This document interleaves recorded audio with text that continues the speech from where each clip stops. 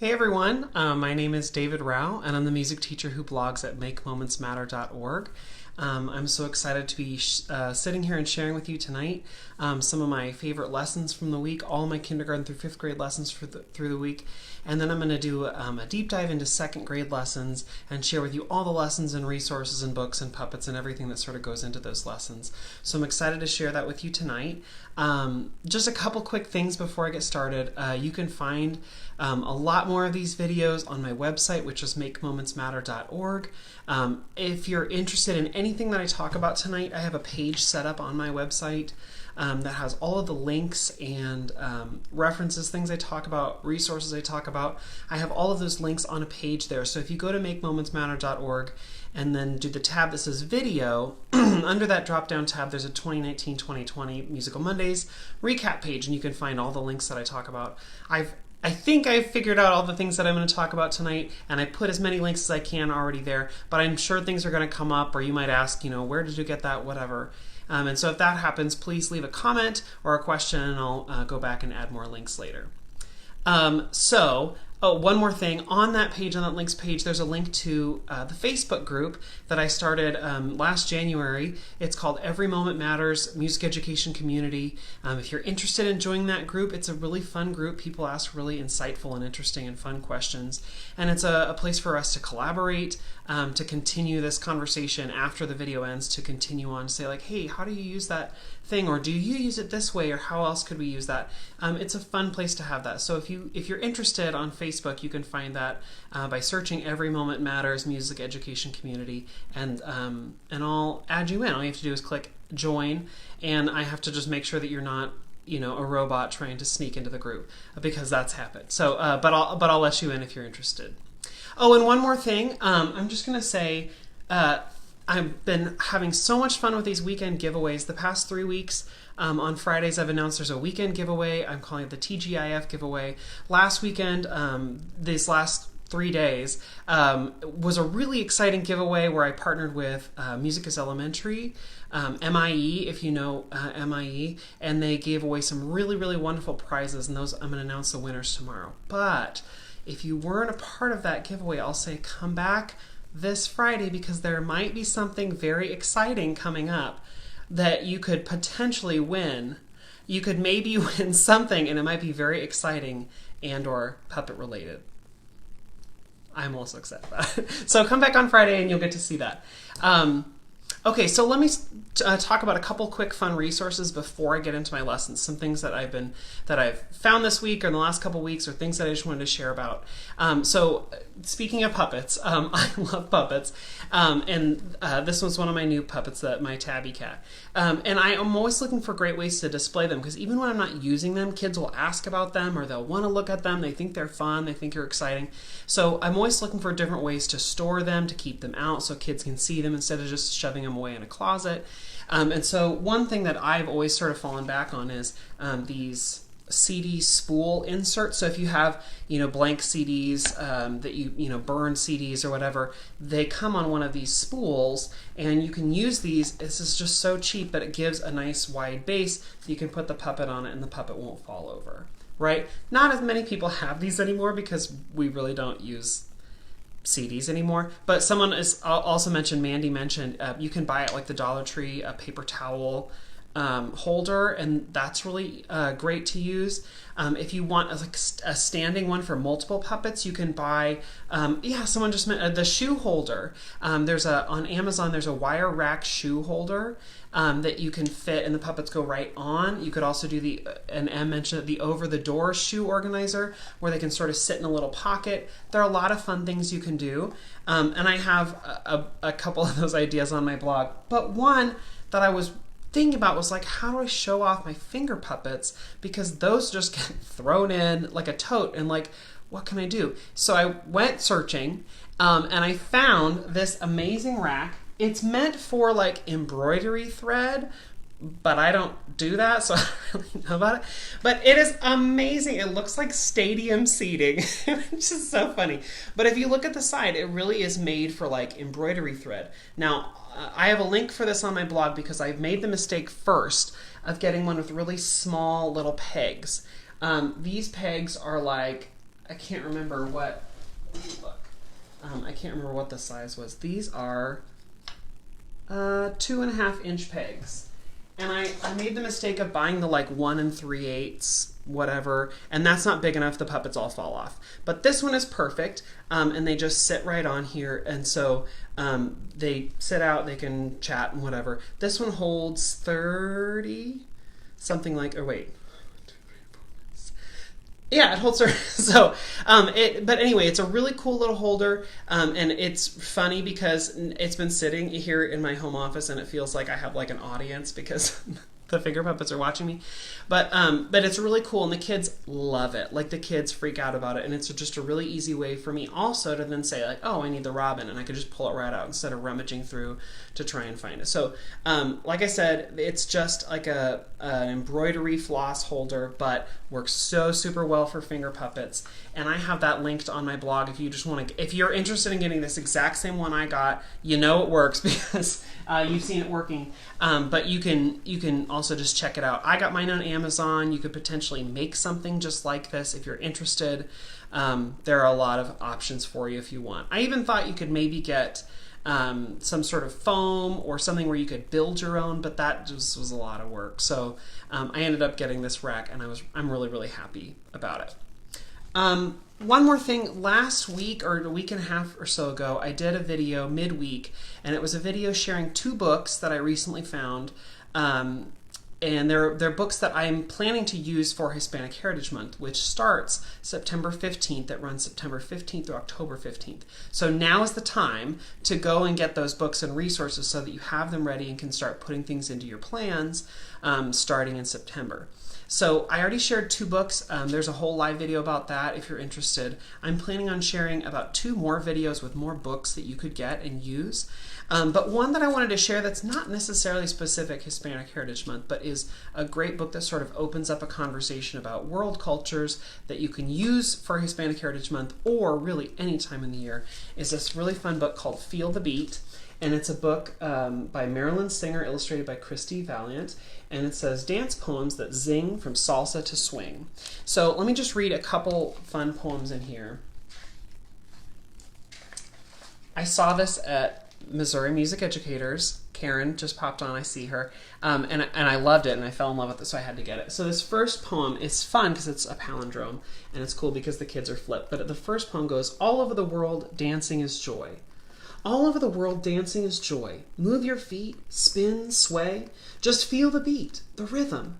Find a partner, grab your shoes. All you can lose are the blues. Dance, dance away. Now's your chance. What do you say? And the flip is, what do you say? Now's your chance. Dance, dance away the blues. All you can lose are your shoes. Grab a partner, find the rhythm, feel the beat, just sway. Spin, move your feet. Joy is dancing all over the world. So the first one is all over the world, dancing is joy. And the second one is joy is dancing all over the world. So already a super cool book. But what I really love about it is that it goes in and it gives specific examples. So this one is titled Cha-Cha. Birthday, Uncle Nate. Good food cleaned my plate. Old songs on CDs, they float on the breeze. Here comes my grandma. Says let's cha-cha-cha. I don't know these moves. My feet feel like hooves. Oof, what do I fix? And then something clicks. Okay, it's old school. I say cha-cha's cool. The next one is all about hip-hop. And then it does the foxtrot. It does merengue. It does square dance. It does the hora. It does samba. It does two-step. Salsa. Argentine tango. Conga. Waltz. Bhangra. Swing dance. Polka. And then the last page gives a quick little blurb about each of those. What's really, really fun about this book is that on each page, it gives you not just a story about and a poem about that different dance, but it also lets you feel more connected, because in each one, the author talks about a family member who's dancing or someone who they know who's dancing. So let me see if I can find an example. Where is the two-step? Because I thought that was fun. Heading down south, Grandpa Jack said, "Wanna stop soon? Gotta get fed." Funky sign reads, "Bucky Jones Pub, serving more than mighty good grub." Inside folks swirled, "Yee-haw, what pep! Cooking down home Texas two-step." "Order that dance," Grandpa Jack hoots. "Show off these red fancy pants boots." Chicken tastes great, so does fried fish, but the two-step's my favorite new dish. So in each page, there's some sort of familial connection. The first one you heard was Uncle Joe, Sister, Sister, Beautiful Bride. So in each one, you feel like a personal connection. You feel that the author has that actual connection. And then it gives details about the dance. You could easily pair this with a video from YouTube that shows people doing that dance. So it's perfect if you're doing sort of a around the world theme for the year. If you want to introduce Hispanic Heritage Month elements with different dances, this is a great way to go. It also comes with a CD with examples of those dances or with original sort of music, and it actually is another part where it's read by the author. It gives those it gives the author reading the poem. So you could put it in a subtub, you could use it for Hispanic Heritage Month, you could use it anytime, you could use it if you're going to do a dance, if you're going to, talk about world cultures. There's just so many things you can do with it, and it's a really cool book, really great resource. I put a link for it on Amazon, but as always, if you want a new one, it's really not expensive for a children's book, but I got mine from thriftbooks.com, and you could go there, or betterworldbooks.com, but they're both places that buy used books and then resell them online, so they're both great options if you're interested in that. Okay, so this is one book that I love, but I'm going to plan in the next week or so to share about 4 more books. They're just too many to talk about in one day. So be looking for more videos coming soon about books that are great. And in the next couple weeks, books that are especially great for Hispanic Heritage Month. Okay. So now I'm going to switch gears. Those are just a couple fun resources that I thought it'd be great to share about, but now I want to run through my kindergarten through 5th grade lessons for the week, and then I'm going to do a deep dive into 2nd grade and share some of those resources that I use in that specific lesson. So my kindergarten, this is rotation number 3. I've been at it since August 1st, but this is just rotation number 3. They come in, we do a simple choo-choo song, it's a silly train song, but it keeps them in line, and then it lets me move their line around the room because they feel like, oh, we're pretending to be a train. But really, it's me teaching line procedure and how to come into the room and how to do all of that through through a song, really. Then we circle up, we replay, we learned the poem Engine number 9. So we do the poem with the little actions that we learned. I added a B section, so the poem ends Engine number 9. And that ends the poem. Well, then we go into a B section that's just ready, stop. And then we do the poem again. Well, the second time through, we do the and I give a visual cue instead of the words. And this is just to get them to watch and to get them to sort of understand that we can end things with a visual cue, and then we do the poem again. And then the third time, I actually have a train whistle, and I go boo, boo, boo on the train whistle, and that's an oral cue for them that it's time to move on. So I'm just playing with different ways to get their attention, different ways for them to realize we're ending one section and moving to another, but just different options for that. And just, it's fun, and it's good for kindergarten to have that repetition, to have them do the poem several times, because then they'll really get it, and to do that B section several times. It's good, and they like that. So that's sort of what we run into. We transition from train whistle to slide whistle. We do some vocal glides. We talk about the slide whistle. We make our voice match the up and the down. And then we transition to our seating chart spots. We learned those in the last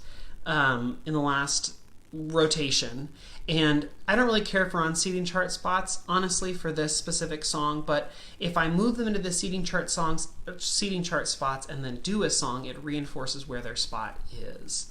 And so then later on, if we need to do seating chart, I can do that, but it just, doing a song in their spots helps them sort of remember, oh yeah, this is what it looks like to sit here, and it's sort of a reinforcement. So we moved to our seating chart spots to do the next song, which is Open Shut Them. We learned that in a previous lesson, and it's just a hand control song. Open, shut them, give a little clap, clap, clap. I know in the last video I ran through how I taught that, so I'm not going to get into that now, but and I have a whole video all about that song. But again, it's teaching the rules, it's teaching the procedures through a song. So you're killing two birds with one stone. You're getting them singing, you're getting them to use their hands and to be active, but also you're teaching them what hands do. We're in control of them, they're not in control of us. So if our hands wander off and are doing things, we can get our hands back in control. And I can just, if kids then get off task with their hands, I could say, okay, shut them, open them, shut them, put them in your lap, and then they're back. Instead of saying, please keep your hands out of your mouth, I could say, open, shut them, close, put them in your lap, and they get it. We do Where is Thumbkin, another classic finger play song where your fingers act out the different parts. And this is always a hilarious favorite of mine because I have a whole video about how I teach this, but just briefly, each finger comes out and does something, right? So Thumbkin is just fine, pointer is just fine, and when you get to tall man, that you have problems because kids will just like do this, they don't know that, oh, we shouldn't do that. So I always say tall man gets lonely when he stands by himself, so he loves to come out and wave because he is so friendly. He is the friendliest finger, so he loves to wave, right? So don't make him stand alone. He'll get so sad. And instead let him come out with his finger friends. So when he comes out from behind your back, where is tall man? Where is tall man? Bring him out with his friends. Here I am. I have to throw that in, otherwise it's here I am, and they'll just go with that. So anyway, Thumbkin is a really fun song. Ring Man, by the way, also does not like to stand by himself. And that's because it honestly is hard to do that. So he also stands and waves, but Pinky doesn't mind being by himself. So we do Open Shut Them, we transition right into Thumbkin, and then we in the last lesson we talked about speaking voice and we met Peter the Rabbit. He taught us about speaking voice. Well, now they go over and I say you must be very quiet this time. They come over and they get to meet Flitter the butterfly. But I say you've got to be very quiet. If you're too loud you'll scare her off. So don't scare her off. Now last year I got this amazing puppet. And it is so cool, this monarch puppet, because watch, it starts as the caterpillar, and then there's a zipper, and it transitions into the chrysalis, right? And then, oh my gosh, it transitions into a monarch. This is probably the coolest puppet I have, and it's really fun. But I realized last year that it took a lot of time in the lesson that I didn't really want to devote to spending on that, when really I'm trying to get into talking about whisper voice. So here's Flitter. Well, Flitter, it just became a big old deal. So what I'm doing now is I have Flitter. Well, I have her as a caterpillar, and she's sort of there when they meet the real Flitter. Right, so she's there as a caterpillar, and I go, I wonder what's going to happen with that. Well, in the next lesson, she'll be in a chrysalis, and we'll have to whisper around that. And then in the third lesson, down the road, she's going to come out of the chrysalis, and we'll have to be super duper quiet using our whisper voice. But the nice thing is I have another butterfly puppet. This one's a swallowtail, and we actually have these in Georgia all over, especially in the last couple weeks. And so this is my Flitter, and she comes out, and we talk with the little caterpillar, but we use our whisper voice. So Flitter comes around and does her thing. She teaches them about whisper voice. I have a little poem about whisper voice. And then each kid gets to hold out their finger, and she'll come land on their finger, and she'll say, "What's your name?" And they get to whisper their name, and she'll go, "Nice to meet you." And then we'll fly off to the next kid, but they've got to use their whisper voice. Otherwise, she'll get scared and she'll fly away. Right? So Flitter teaches them about whisper voice, and we have so much fun with that. The one thing that I do every year that I neglected to share last year when talking about the 4 voices is this amazing little toy. I got this in high school when I thought like, oh, I'm like so cool going to Spencer's Gift or whatever to get this. I think it came actually from Radio Shack. So this is just a little lightning ball, right? It's a plasma. I don't know exactly what it's called. So anyway, you know, this is one of those things where like if you touch it, the lightning will come and touch your finger, right? Here, I'll shut the lights off for a second so you can see full effect. Oh my gosh, how cool, right? And in high school, I thought this was like the coolest thing to have, right? Well, then I just sat at home in my parents' house forever. And then one time I was home for Christmas or something, and I was like looking at it, and I realized that it has a special function, which is an audio function. And if you press this button, it will only do the lightning when you make sounds. And on the box it says something about like if you're clapping or listening to fun music, it will work, right? Well, what I realized is if Flitter comes around, Flitter will say that the lightning ball can hear everything we're saying, but it can't hear our whisper voice. So Flitter comes to tell kids, we're gonna use, it's too close to me, we're gonna use our whisper voice and it won't be able to hear us. Oh my gosh. So we say things like, hello, lightning ball, and the kids get to repeat, hello, lightning ball. And then we go, hello, lightning ball. And we whisper, and it can't hear us. Right now, this is actually sort of sensitive. It's too close to me. Hello, lightning ball. And it won't turn on. So this is like so super effective that like, you know, there are some kids who are like, I'm using my whisper. Well, no, that's not it's too loud. So this is like, you can't be louder because it will turn the lightning ball on. So, again, I got this in like high school, right? So it's like so old. But I found on Amazon this one comes from Radio Shack. It's called the Mega Storm. You can find them on Amazon and stuff. You can find them sort of all over. You could probably find them in like garage sales. But you can, I have a link to one on Amazon if you want. I'm sure you could find it all over the web. I just know that I find things on Amazon. So it's really cool. The kids think that I'm like a wizard when I pull it out. And it is like the most effective for teaching whisper voice ever. So it's also fun to be like, I'm touching lightning. And if the kids are like super good and you have like 3 minutes into the class, you could say, if you whisper or you say, may I touch it or whatever, they can come up and put their hand on, or you know, if you want. Anyway, super super fun, but I just had to share with you crazy one extra way to teach your whisper voice. Okay, so that's kindergarten. That's kindergarten. What an exciting kindergarten day! I tell you what, it's a really really exciting day. So and then we go line up and we do our thing and we're done. Right? Okay, that's a lot to get in kindergarten in 45 minutes. So, then first grade, let me quick run through.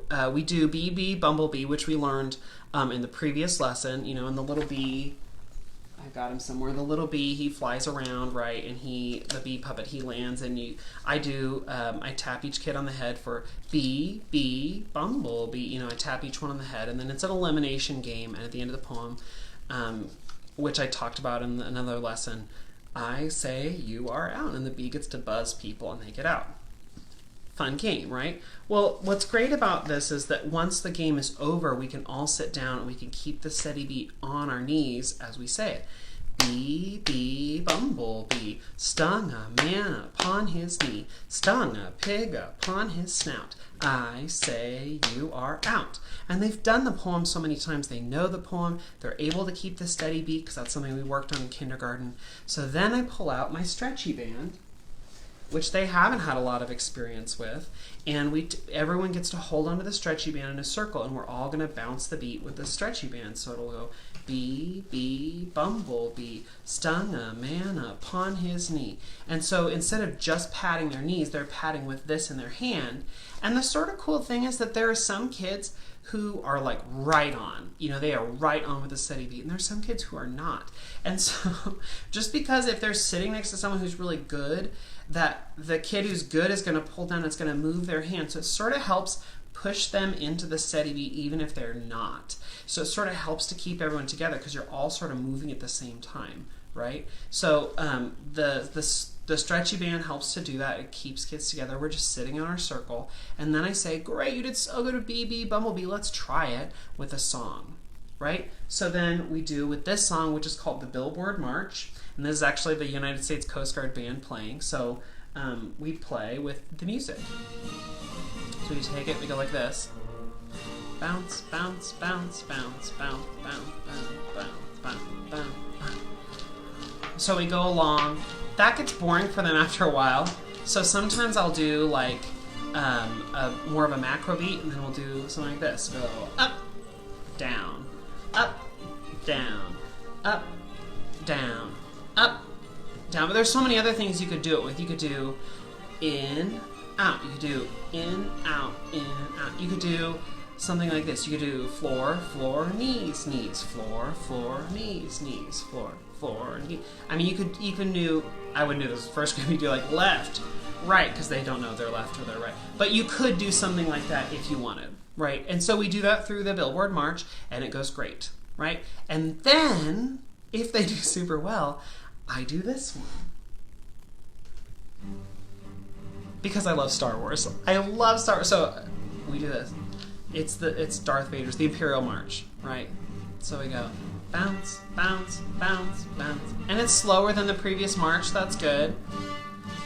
And the kids like think it's amazing, right?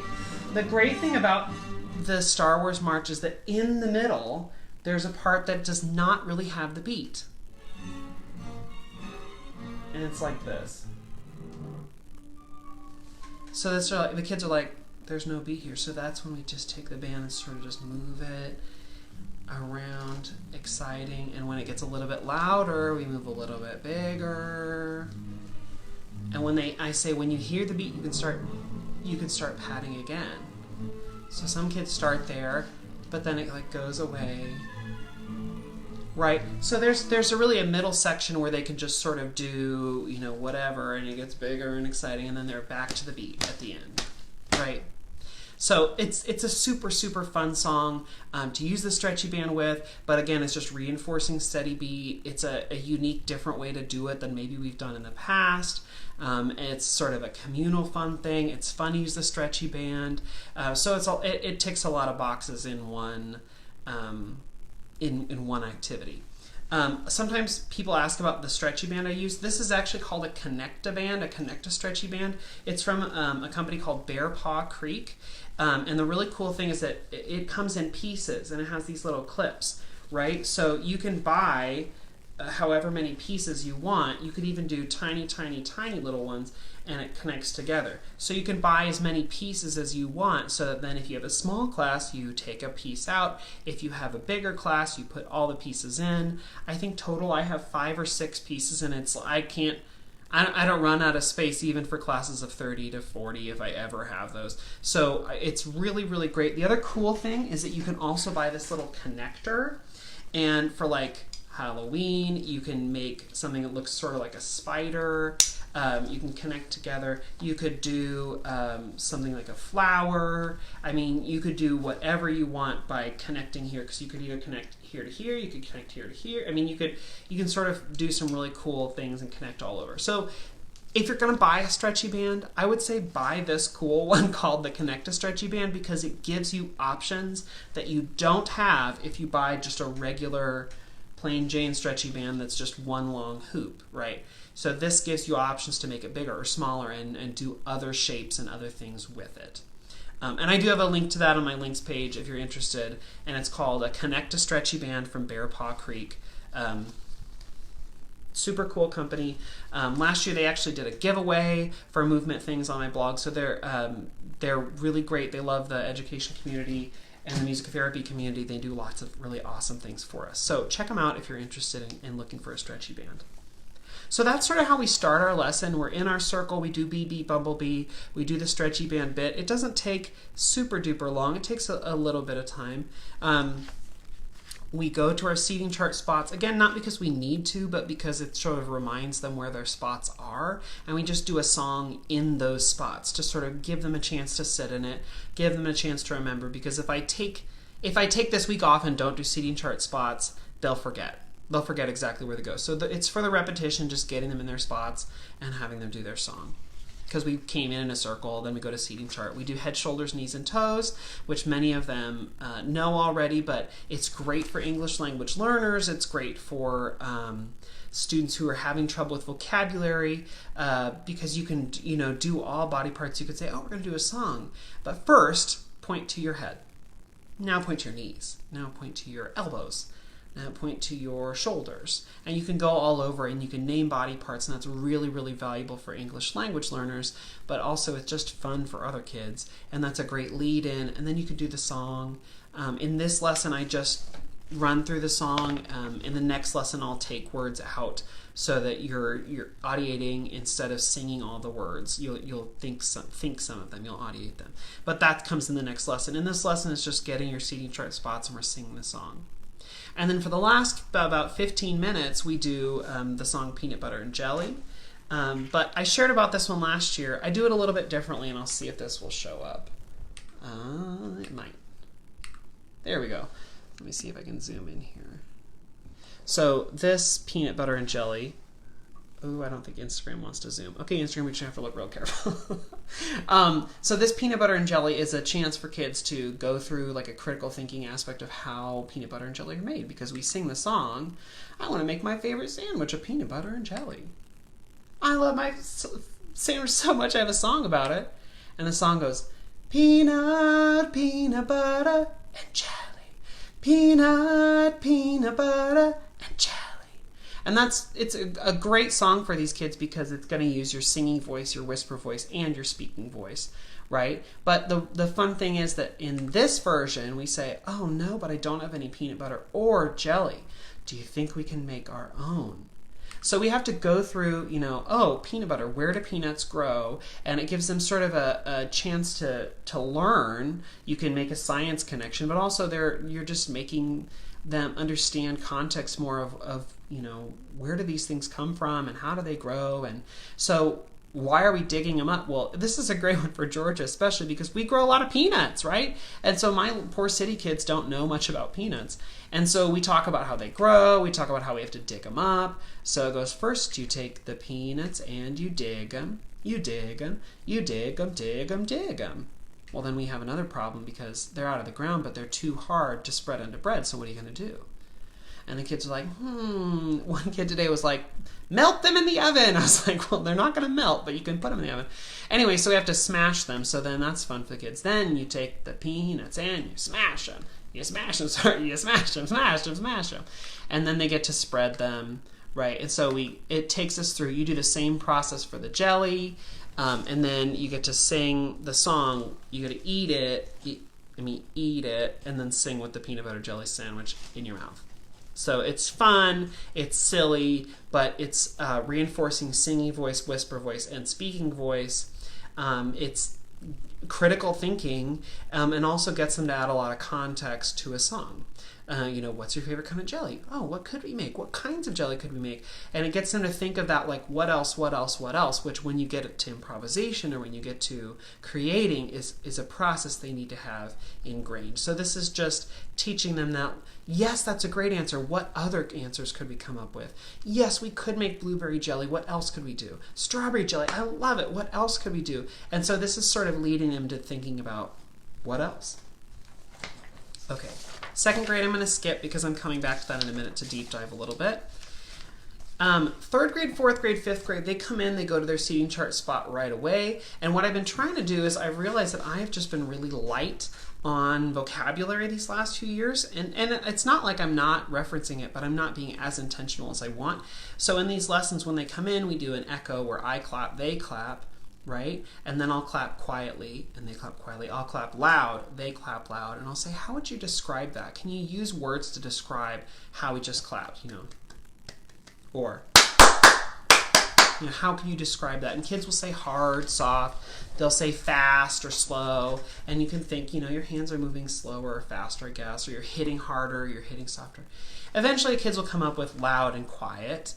Some will say high and low. I'm like, oh, like high volume, low volume. Right. You're right. Because I don't want to say, no, we don't say high. high is high, low is low. No, no. I like to say, oh, it's high volume. Right, I know what you're thinking, exactly. But we like to say loud or quiet, you know. So we get into that. And so then we talk about forte and piano. And with each of my grades, 3rd, 4th, and 5th, we're using that vocabulary so that they have it. We can use it throughout the year and past elementary. 3rd grade, we come in and sing My Mama Was a Baker, which I've talked about in previous videos, but it's just a fun song. My mama was a baker, a baker, a baker. My mama was a baker, and this is what she'd say. Mmm. And then in the next verse, Daddy, who was a garbage man. My daddy was a garbage man, and this is what he'd say. P.U. And Mama comes back. And at the end of each verse, you have to sort of replay through all the characters' sounds. So by the time you're done, you've got 6 different characters' sounds that kids are having to try and remember and put in the right order. So I love it because it's cumulative. It keeps adding more and more actions and adding more and more sounds. Kids are having to sort of stack and remember in their head, well, who comes next, and think about the sequence. But it's also silly and fun and has a great vocal range for kids. So it checks a lot of boxes, and they don't think, oh, I'm learning. It's, you know, they're doing it, and it works for them. And then I do a song that I can't really talk too much about. It came from my ORF levels, and so it's not my lesson to share, but it's a song that is really fun called New Shoes.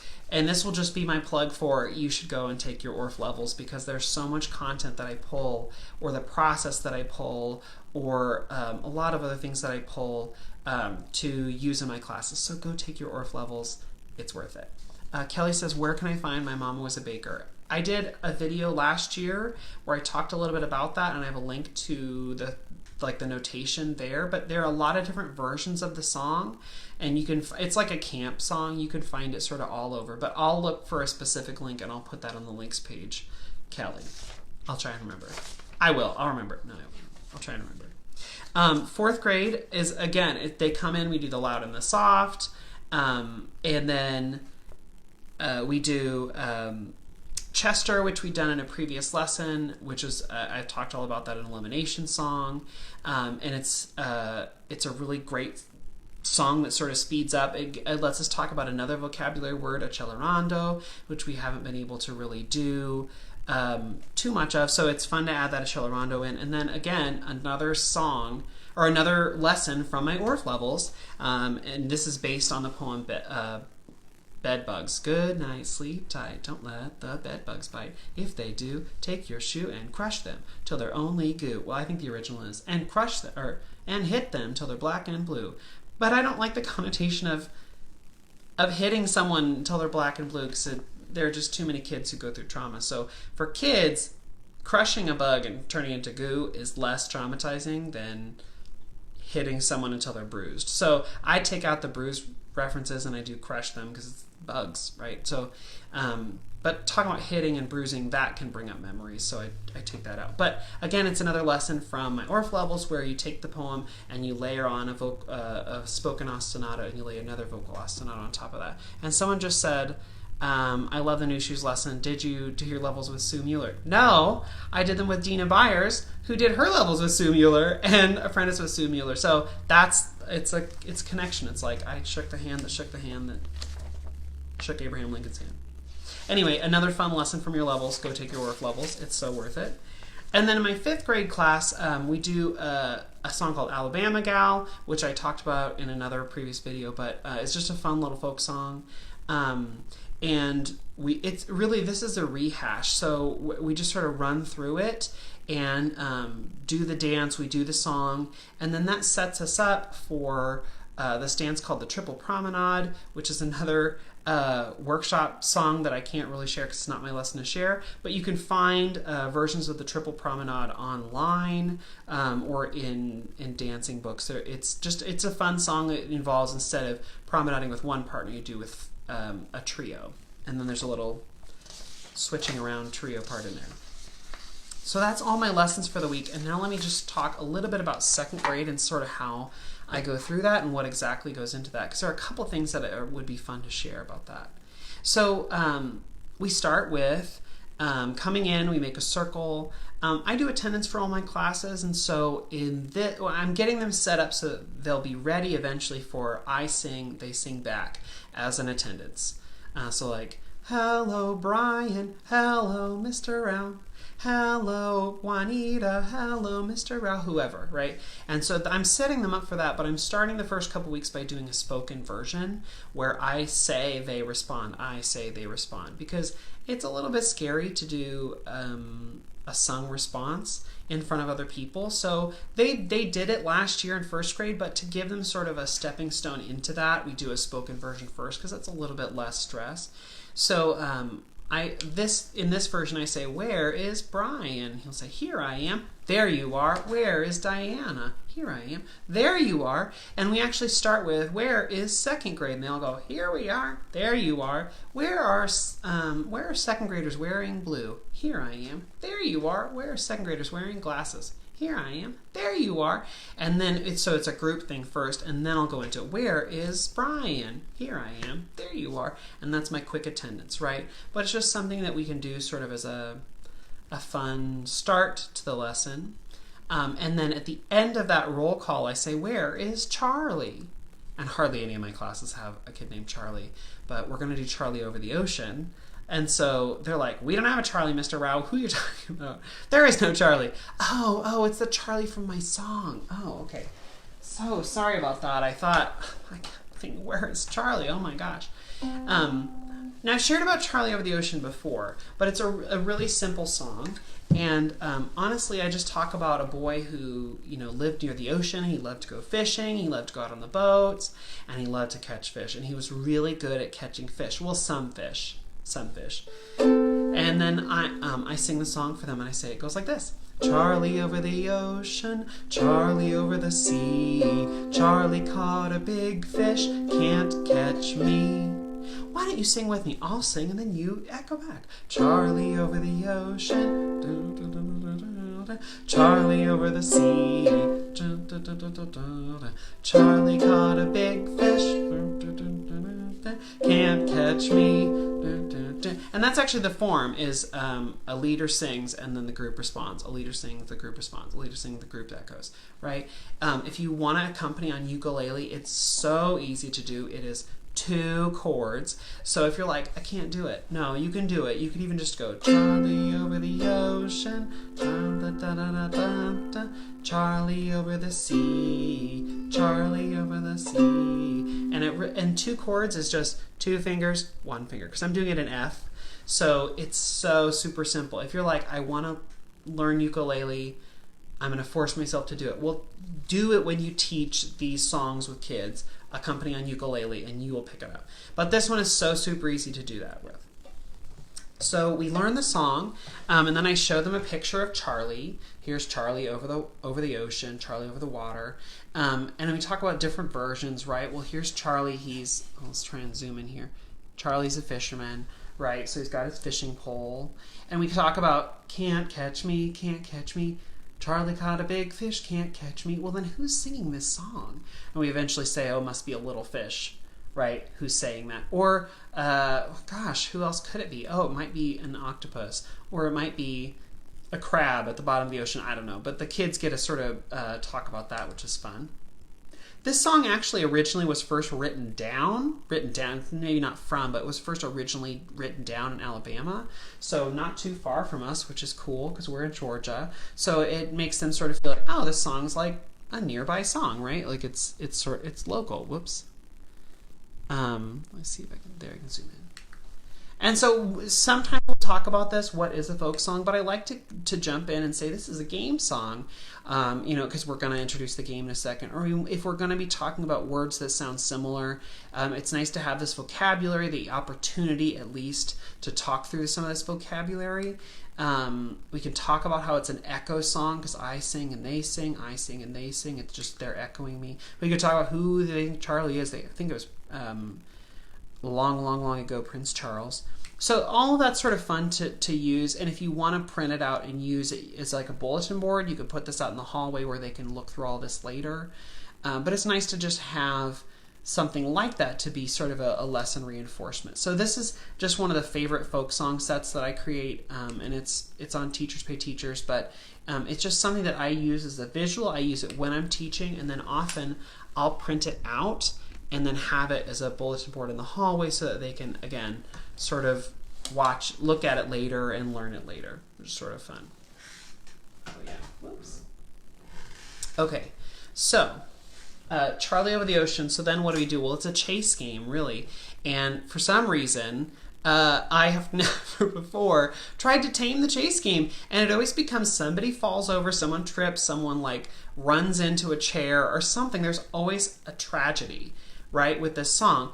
Because my room is not that big, and really kids get into this. Because it goes...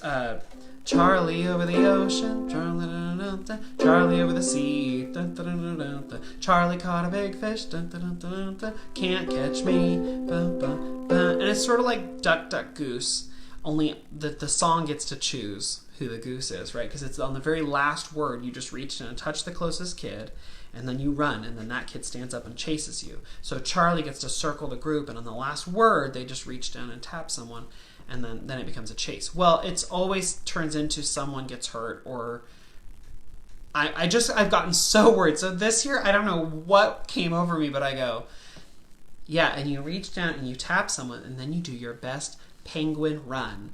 And all the kids look at me like, what? So I demonstrate to kids, okay, you got your hands out at your side, and you go hoo, hoo, hoo, like a penguin as fast as you can around the room, and you go around the circle, and the other kid stands up and they do it like a sea lion run because they're chasing you. So I don't know where that came from, but it is the most hilarious thing to watch. Like, I am trying not to laugh at them, but it's so fun to see that happen. And then it cuts down on kids running and falling and tripping, because if they go too fast, then I go, no, penguin, or sea lion, or whatever. But like, they just flip her around, and it is hilarious. And if it saves me, a kid to trip to get an ice pack, great. But it's super, super fun. And so then when they do that running, I go,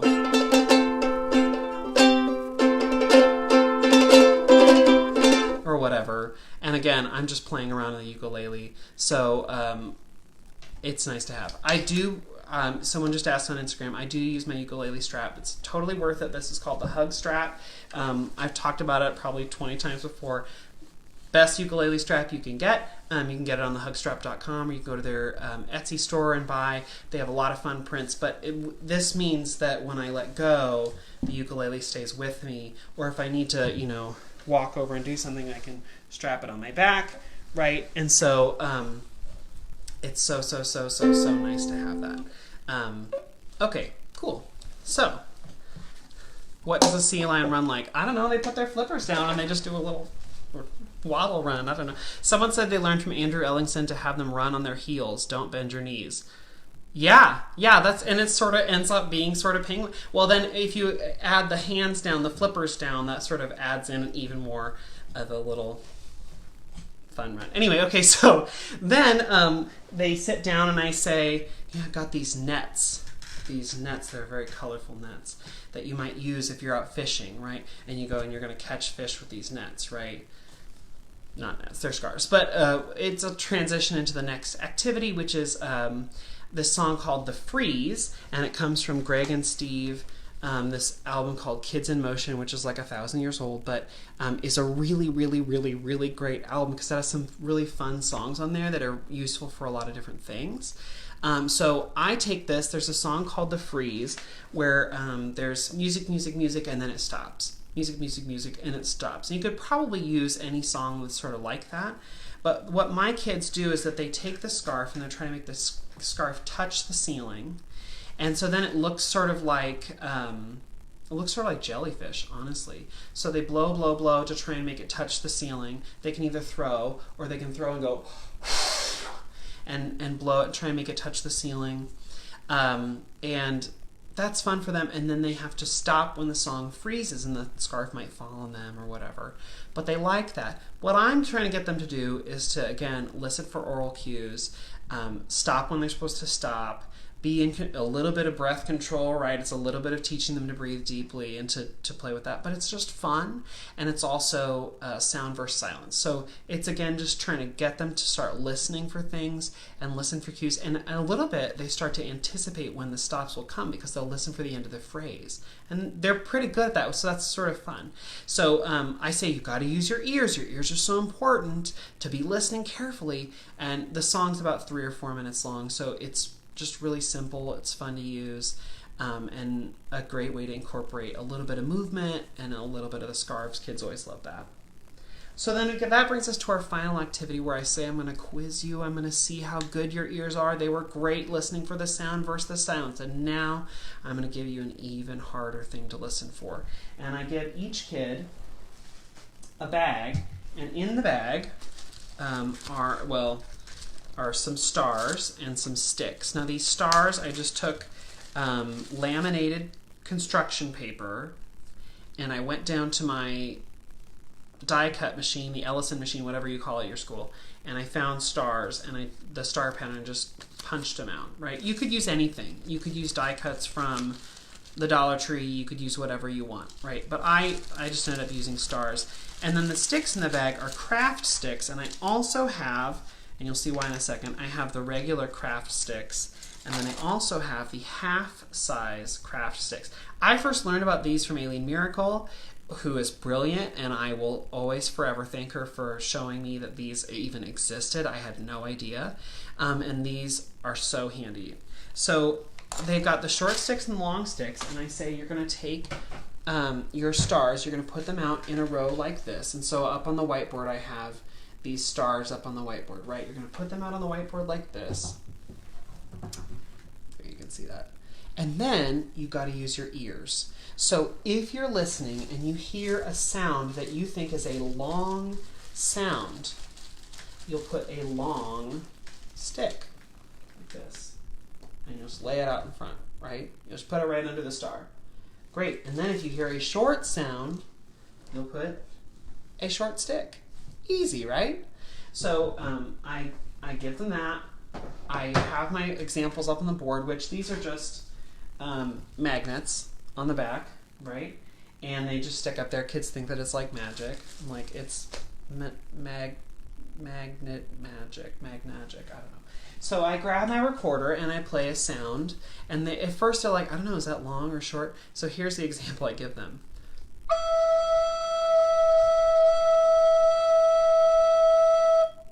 It is like so obviously a long sound. To me it is so obvious a long sound, but the kids are like, I don't know. So I play that, right? And they decide what they're going to put, a long stick or a short stick. And then my next example is this. And then they realize, oh my gosh, the first one was obviously a long sound because that one is super duper short, right? And so then the first time through, we go star by star. I play one thing, I let them decide. I play another thing, I let them decide the next one. So by the time we're done, on the board, you'll have something that looks like this. You can have something that looks like this. And then they'll each have that in front of them. So what I say is, great, now just to check, what you're going to do is I'll play once more, and you're going to point along. You're going to point when you hear it. When you move to the next one, you point. When you move to the next one, you point. When you move to the next one, you point. Right? So then I'll replay what I did.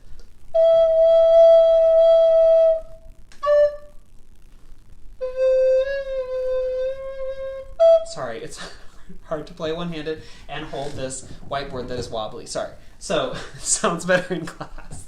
So why are we doing this? Well, a couple reasons. One, I'm getting them to use their ears. They are listening for long and short sounds. They're dictating. And then when we go back through, they're tracking. It does a lot of things, right? So then I give them another example. We try again, right? So we take that off. We do something different, the next time through. Then, as the next challenge, I'll say, great, now, instead of just playing each sound by itself, I'm going to do 2 stars at a time. So you're going to have to listen for the first sound, and then you're going to have to listen for the second sound. So here I go. Listen carefully. See if you can hear the 2 sounds, and then put your sticks down. And some kids will, they'll hear a sound, they go, wow! And I'm like, oh, don't tell me. Show me. If you've got your sticks in front of me, you show me the answer. using your sticks. Don't shout out the answer, just show me, right? So it's fun to get them to do that. So here I go.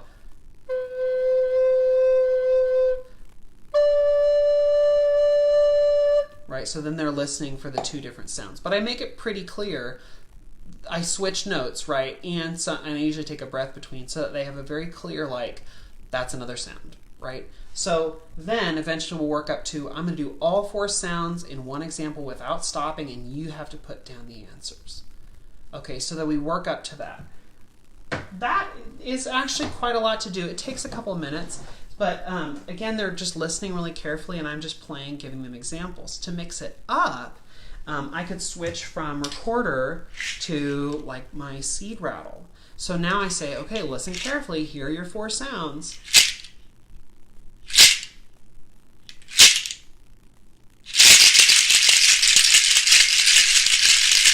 Right, and they're like, oh, short, short, short, long. Yeah, okay, great. So you can give them examples on a different timbre. You could do something completely different. One of the things I love to do with kids is to do something like this, to use cymbals, because some kids, if I play, they'll say that's a short sound, even though it's still ringing. Other kids are like, wait, I hear it still. It is a long sound. But it's fun to have that conversation of, when does the sound end? Raise your hand when you hear that the ringing has stopped. Only raise your hand when you know that it's stopped completely. The sound is completely gone. Then raise your hand. And so then kids are listening more intently. They're listening in a more focused way. And so then my examples can be like long, short, long. I mean, I'm not going to tell them that, but I'm just, you know. And it's fun to get them to sort of listen in that different way. And then eventually, so what we'll do with this, the first day sort of ends with us doing 4 sounds, different timbres, right? Eventually what we'll do, and this happens in the lesson, is I say, okay, I need everyone's help. Blow a really, really, really huge wind up at the board. Oh no, it's got to be a bigger wind than that. You did so great with the scarves. Blow even harder. Whoa, no, it blew all of my sticks on their head.